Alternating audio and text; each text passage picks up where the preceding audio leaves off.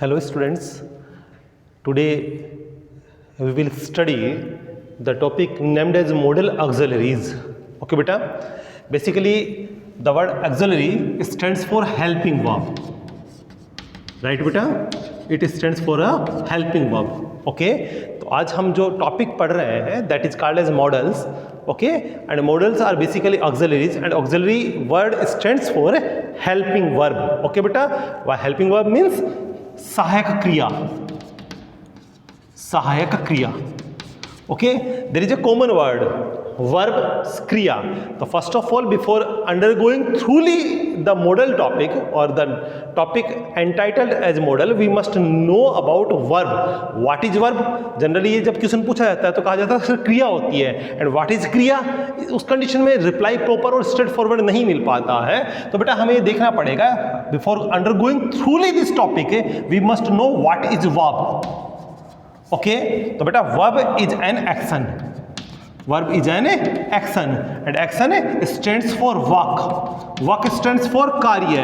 और कार्य क्या है बेटा? कार्य क्रिया है. और क्रिया क्या होती है? वही वर्ब हो जाता है बेटा. फिर रिपीट कर रहा हूं, वर्ब क्या है? एक्शन है. एक्शन क्या होता है? वर्क होता है. वर्क क्या है? कार्य है. और कार्य क्या है बेटा? क्रिया है, जिसको हम लोग वर्ब कहते हैं. Is that clear? तो हम लोग भले ही हेल्पिंग वर्ब पढ़े, भले ही हम लोग मेन वर्ब पढ़े, we must know first of all what is verb. Verb is an action. अब एक्शन जो होता है बेटा, इसके ड्यूल फॉर्म देखने को मिलते हैं. एक्शन कितने तरह के होते हैं? दो तरह के एक्शंस होते हैं, right? First action that takes place automatically, that takes place automatically. Second one that are done deliberately, that are done deliberately. Here we again repeat.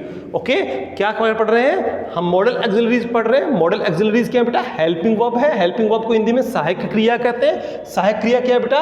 सहायक क्रिया जो हेल्प करती है. वर्ब क्या होता है? अब सहायक क्रिया में भी एक कॉमन वर्ब निकल के आया, वो कौन सा है बेटा? वर्ब. वर्ब क्या होता है? एक्शन. एक्शन क्या है? वर्क है. वर्क किसे कहते हैं? कार्य कहते हैं. कार्य क्या हो गया बेटा? वर्ब हो गया. और ये वर्ब कौन सी आ गई बेटा? सहायक क्रिया आ गई. ठीक है ना? अब वर्ब क्या होता है हमने पहले पढ़ लिया. वर्ब जो है that is an action. Action दो तरह से होता है. एक्शन कौन सा होता है? First that is done, that is that takes place automatically, and second one that is done deliberately. Action have dual forms. One or verb. What is verb? So verb is an action that takes place automatically or that is done deliberately. Action क्या होता है? Verb क्या है? Action है. Action जो या तो कोई काम अपने आप हो जाए या किसी काम को हम लोग जानबूझकर करें, वो दोनों ही तरह के एक्शंस क्या होते हैं बेटा? वर्ब होते हैं. Is that clear? What is verb? Verb is an action that takes place automatically और that is done deliberately. Repeat हो गया? क्लियर है एकदम? हम लोग क्या पढ़ रहे हैं बेटा? मॉडल्स पढ़ रहे हैं. मॉडल टॉपिक पढ़ने से पहले हमने देखा इसमें वर्ब आया. कौन सा वर्ड आया? कॉमन वर्ड आया वर्ब. वर्ब क्या होता है बेटा? एक्शन होता है. और एक्शन दो तरह से होता है, या तो अपने आप हो जाता है या फिर कोई कार्य जानबूझ कर किया जाता है. अब बेटा जानबूझ कर करने वाले काम और ऑटोमेटिक होने वाले, suppose that I have already told you that action have dual forms. Action that takes place automatically or that is done deliberately. हम कोई काम या तो जानबूझ के करते हैं या कोई काम जब अपने आप हो जाता है तो इस काम को क्या कहते हैं बेटा? क्रिया कहते हैं. और क्रिया ही क्या है? वर्ब है. अब ऑटोमेटिक होने वाले वर्ब जैसे, ठीक है ना, रैन, ठीक है ना, टू रैन, बारिश हो जाना, रेनिंग. ओके, इसके अलावा storm, cyclone. Okay, generally the natural forces are generally counted into the automatically taking places actions. ऐसे काम जो नेचुरल फोर्सेज होते हैं, प्राकृतिक आवेग जिनको कहा जाता है. बारिश का होना है, तूफान का आना है, चक्रवात का आना है, भूकंप का आना है, हवा का चलना है. ठीक है ना? ये जनरली क्या होता है बेटा? ऑटोमेटिक होने वाले वर्क होते हैं. Nobody goes there having a bamboo and जाकर बादल में एक छेद नहीं करता है कि चल बारिश हो जा. Nobody goes there and wave the trees. कोई पेड़ों को जाके हिलाता नहीं कि हवा चल जाए. ये ऑटोमेटिक होने वाले वर्क होते हैं. ठीक है ना? और अपने आप हम जो जानबूझकर काम करते हैं, ठीक है ना, खाना बनाना है, खाना खाना है, सोना है, गाड़ी चलाना है, नहाना है, धोना है, ये सारी की सारी चीजें क्या होती हैं? ये सारे वर्क्स कौन से होते हैं? ये दे आर डन डेलिबरेटली. ठीक है ना? एक आदमी गाड़ी चला रहा है, वहां तक तो ठीक है, ये जानबूझ के काम कर रहा है. He never will be keen to do an accident. कभी कभी अपने आप एक्सीडेंट हो जाता है. वो कौन सा हो रहा है? ऑटोमेटिकली टेकिंग प्लेस हो गया. मैं पैदल चल रहा हूं, वहां तक ठीक है, सडनली ठोकर खा के कोई नीचे गिर गया. ठीक है ना? वो अपने आप होने वाला काम है. चलना खुद का था, लेकिन कई सारे काम अपने आप नहीं होते हैं. कई सारे काम अपने आप होते हैं. तो जो काम जानबूझकर किया जाए और जो काम अपने आप हो जाए, काम का होना जो है that is called as verb. ठीक है ना? क्रिया क्या होती है बेटा? काम को क्रिया कहते हैं. काम या तो जानबूझकर किया जाएगा या काम अपने आप हो जाएगा. ठीक है, ये तो वर्ब हुआ। अब बात करते हैं किसकी, now move to the helping verb. Helping verb क्या होता है बेटा, it have the helping nature. Is that clear? Verb क्या है, एक्शन है। एक्शन क्या है, काम, किसी भी तरह का काम होना या काम का किया जाना या काम का होना पाया जाना, क्या कहता है बेटा, वर्ब होता है। Second one is helping verb. What is helping verb? What is helping verb? Helping verb क्या होता है, it have the helping nature. कैसा नेचर होता है बेटा, हेल्पिंग नेचर होता है। मैं रिपीट करता हूं इस चीज को, ठीक है ना। Suppose that I am trying to climb a wall, मुझे एक दीवार के ऊपर चढ़ना है, मैं कोशिश कर रहा हूं, मैं नहीं चढ़ पा रहा हूं, कोशिश कर रहा हूं, मैं पास ही ऊपर चढ़ने की, लेकिन मैं चढ़ नहीं पा रहा हूं। इन that condition somebody pushes me, कोई मुझे नीचे से धक्का लगाए ऊपर चढ़ने के लिए, ठीक है, ही इज हेल्पिंग मी। या फिर कोई मुझे ऊपर से पुल करे, he is also helping me, ठीक है ना। और जो बंदा मुझे पुल कर रहा है या पुश कर रहा है, जो या तो मुझे खींच रहा है या नीचे से धक्का लगा रहा है, उस कंडीशन में he is the helping fellow. उसका नेचर कैसे हो गया बेटा, हेल्प करने वाला गया। अगर वो व्यक्ति है, पुरुष है, हेल्पिंग मैन। अगर महिला है तो हेल्पिंग वुमन। अगर कोई लड़का है, हेल्पिंग बॉय। अगर कोई लड़की है तो हेल्पिंग गर्ल, ठीक है ना।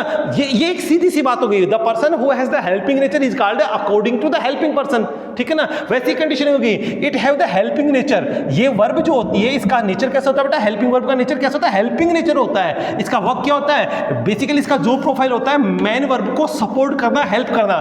That's why it is called the helping verb. Verb क्या हो गया, मैन वर्ब का काम क्या है, एक्शन है, और इस एक्शन को सपोर्ट करने का काम जो करता है वो कौन सा होता है बेटा, हेल्पिंग वर्ब होता है। Is it clear? दो बातें क्लियर, वर्ब क्लियर हो गया और हमारा हेल्पिंग वर्ब। सेकंड बात करते हैं बेटा, ठीक है। अब ऑक्सिलरीज की बात करते हैं बेटा। वर्ब हमने क्लियर किया, वर्ब के बाद में वर्ब के दो फॉर्म्स हमारे साथ चला करते हैं। फर्स्ट फॉर्म जो होता है बेटा वो होता है मैन वर्ब, मैन वर्ब हो गया बेटा। Second one is a helping verb, that is called as the auxiliary verb, helping verb. Okay, right, ठीक है ना। ये कौन सी क्रिया हो गई बेटा, ये मुख्य क्रिया हो गई। ये मुख्य क्रिया, main task that is done deliberately or that takes place automatically, I have already told you. And second one is helping verb, that is called as the सहायक क्रिया, राइट बेटा। आगे बात करते हैं, main verb also classified into two forms, one transitive and second one intransitive. Second one is intransitive verb, ठीक है ना। मैन वर्ब को फिर दो फॉर्म्स में क्लासिफाई कर दिया जाता है। फर्स्ट वन होती है बेटा transitive and second one is intransitive. Transitive is called as सकर्मक क्रिया, सकर्मक, और इसे कहा जाता है बेटा अकर्मक। Is that clear? Clear? We are talking about modals. Modals have the auxiliary verb. Auxiliary means verb. Verb हमने देख लिया, action. Action मैन वर्ब होता है, हेल्पिंग वर्ब होता है। मैन वर्ब को फिर हमने दो भागों में क्लासिफाई किया है, ट्रांजिस्टिव और इंट्रांजिस्टिव। ट्रांजिस्टिव जो होता है उसको बेटा सकर्मक और इंट्रांजिस्टिव अकर्मक कहते हैं। सकर्मक मतलब से मीन्स होता है साथ होना, कर्म है साथ जिसके, ऐसी क्रिया सकर्मक है। और कर्म जिसके साथ नहीं है वो कौन सी क्रिया होती है, अकर्मक।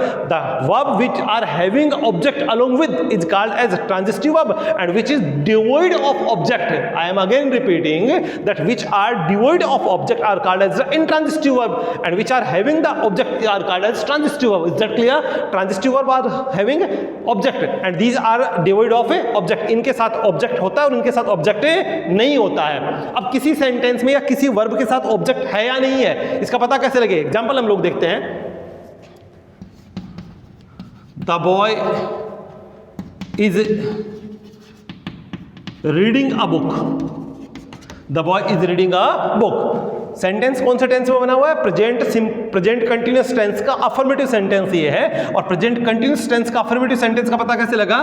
First of all subject, then helping verb, then main verb first form, then ING and a object. This is the general format or formula of present continuous tense 1 2 3 4 and 5 and here we have the object। हमारे पास यहाँ क्या आ गया बेटा, object आ गया है। Sentence the boy is reading a book, ठीक है। अब इस सेंटेंस से मान लीजिए कुछ देर के लिए हम लोग रिमूव कर देते, क्या नहीं है, ऑब्जेक्ट नहीं है, ठीक है। अभी आप पढ़िए इसको, द बॉय इज रीडिंग, ठीक है। इस कंडीशन में हमारे पास क्या नहीं है बेटा, ऑब्जेक्ट नहीं है। तो in that condition the sentence will be called as intransitive verb having sentence. और इस कंडीशन में क्या हो जाएगा, ट्रांजिस्टिव हो जाएगा, क्योंकि इसमें क्या है बेटा, ऑब्जेक्ट है और इस कंडीशन में ऑब्जेक्ट नहीं था। एक एग्जांपल और देखते हैं,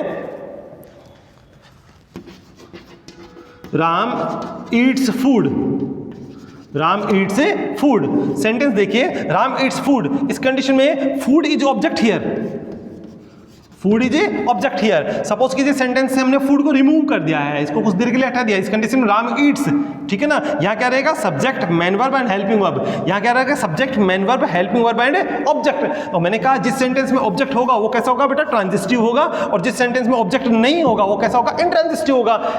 अभी मैंने आपसे एक क्वेश्चन रखा था, हमें कैसे पता लगे किसी सेंटेंस में ऑब्जेक्ट है या नहीं है, या कोई सेंटेंस ट्रांजिस्टिव है या नहीं है, या कोई वर्ब ट्रांजिस्टिव है या नहीं है, या कोई वर्ब जो है इंट्रांजिस्टिव है। तो we can easily have the idea through laying a simple equation what.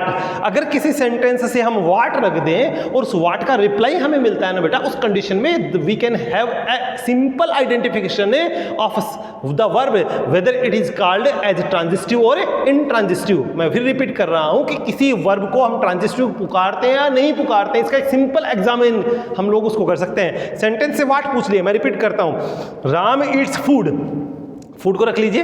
अब इस क्वेश्चन रखिए, इसमें what does Ram eat, reply निकलेगा कौन सा बेटा, फूड, ठीक है ना। The boy is reading a book, ठीक है ना। क्वेश्चन रखिए what the boy is reading, what the boy is reading, क्या पढ़ रहा है, रिप्लाई निकलेगा कौन सा, बुक, ठीक है ना। The boy is flying a kite, प्रश्न पूछिए क्या उड़ा रहा है, पतंग उड़ा रहा है। लड़का फिल्म देख रहा है, क्या देख रहा है, फिल्म देख रहा है। लड़की मोबाइल चला रही है, क्या चला रही है, मोबाइल चला रही है। वो अपना होमवर्क कर रहा है, क्या कर रहा है, होमवर्क कर रहा है। इस कंडीशन में जहां जहां क्या का रिप्लाई आ रहा है ना, आई एम टीचिंग इंग्लिश, मैं क्या पढ़ा रहा हूं, इंग्लिश पढ़ा रहा हूं।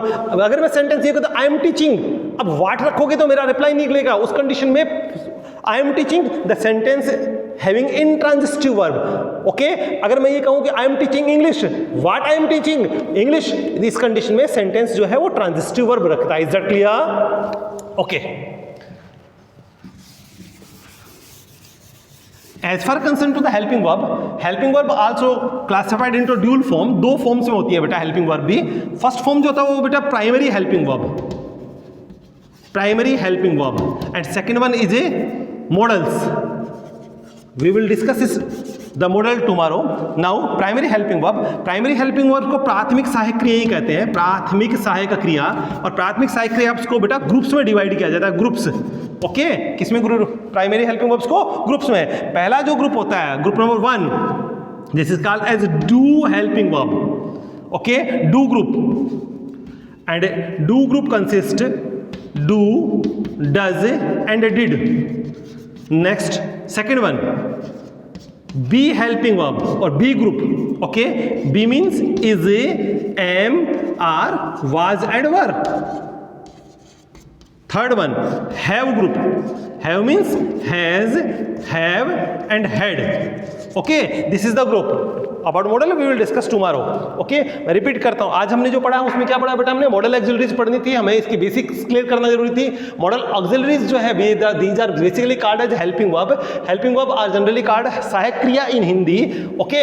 When we move forward the common word we find that verb is an action that takes place automatically और दैट इज डन डेलिबरेटली, काम जो अपने आप हो जाए और काम जिसको जानबूझकर किया जाए वर्ब होती है। उसके बाद हमने डिस्कस किया व्हाट इज हेल्पिंग वर्ब।